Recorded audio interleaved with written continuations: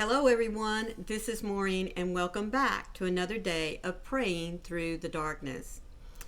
Do you remember your patience being tested, waiting for Christmas to finally arrive so that you could look to see which presents were yours, especially if your mom or grandmother was like mine, who always put numbers on the boxes so that we couldn't tell which one was ours.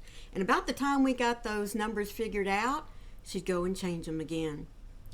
How about waiting for that special boy to ask you to the prom? I mean, everybody's told you that he's going to ask you, and no matter how many hints that you drop or a little bit of prodding, you still have to be patient and wait on him.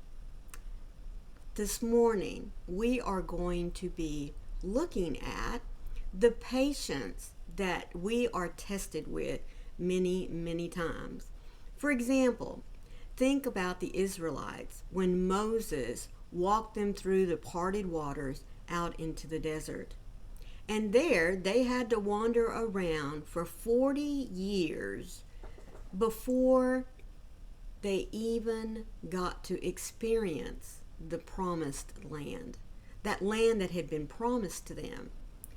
Think about the story of Jesus. I mean, look at how many hundreds of years the Israelites once again had to wait patiently on the Lord to reveal to them who their Savior was going to be. Now, we've all been told, and it's very easy to understand that they were expecting a king with a huge army who was going to come in and slay all their oppressors.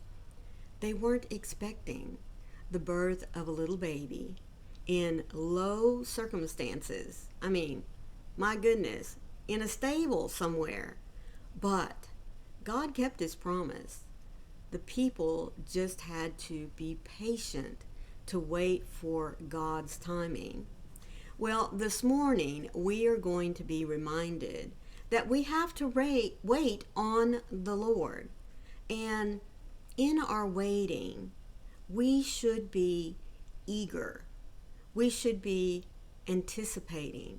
We should be watching and listening for when God does finally answer us.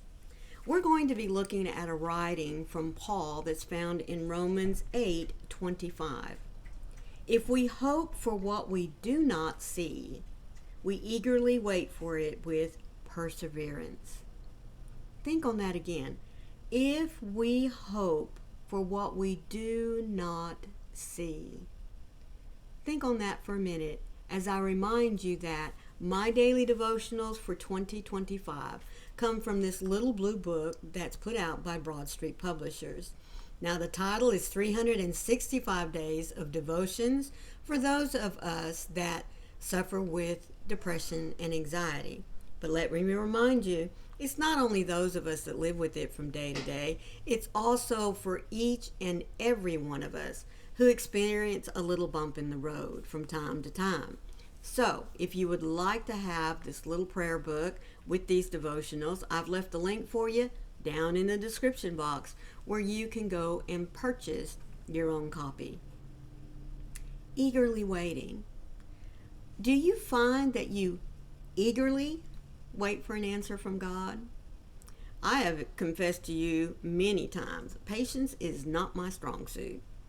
So I am of that type A, I guess, whatever type you might want to throw me into, that when I ask for something, when I plan for something to happen, I really want it to happen right now. I really want my answer right now so that I know how to proceed. But that's not how God works. God has his own timing. And we just have to be patient and wait on him. Because God's timing is always much better than ours. His answer is always much better. His planning is always much better. So we have to learn to wait on Him, to eagerly wait on Him.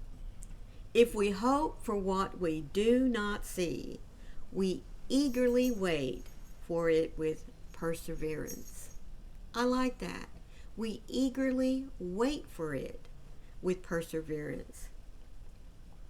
Waiting on you can be difficult, God, especially when I find that your timing is not mine.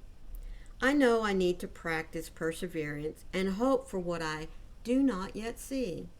I consider Moses, who led the Israelites into the desert for 40 years before they could enter the promised land. And I can see that their idea of timing was not yours. They thought that they would be living in plenty. Instead, they were faced with the scarcity of the desert. But you didn't leave them. You were tangibly with them. You provided the food they needed to be nourished. As you were with them in their waiting, so you are with me in mine.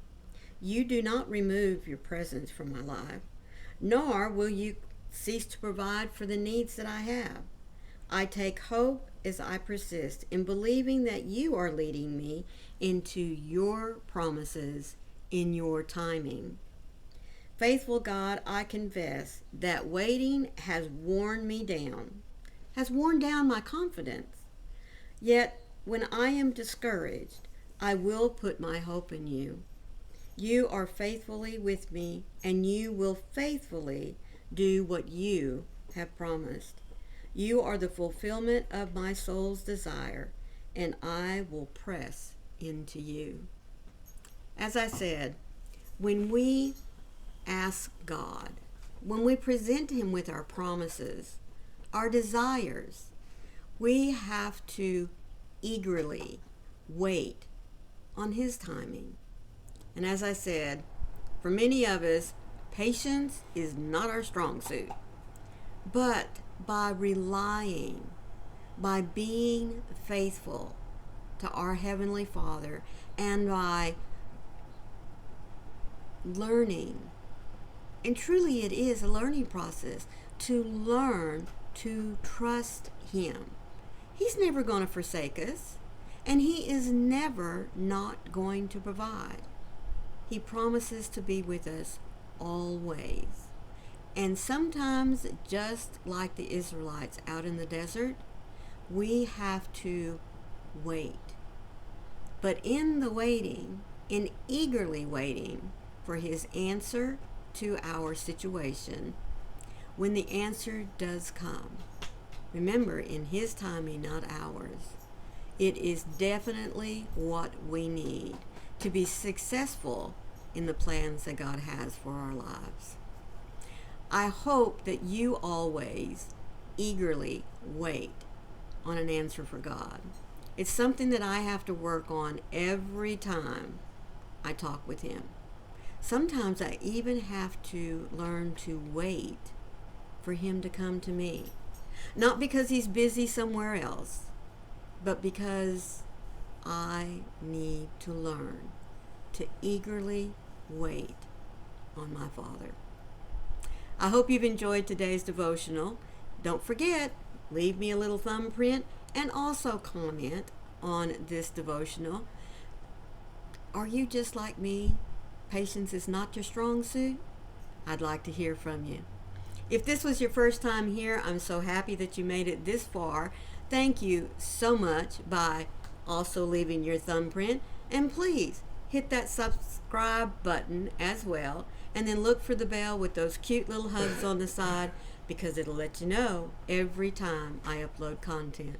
So until we meet again tomorrow, always remember that when the darkness wants to rob you of your joy, when it wants to just pull you down into that abyss, don't let it. You are not alone, my friend. God is there always waiting to grab your hand and lead you out. And remember, I love you too. I'll see you tomorrow. Bye.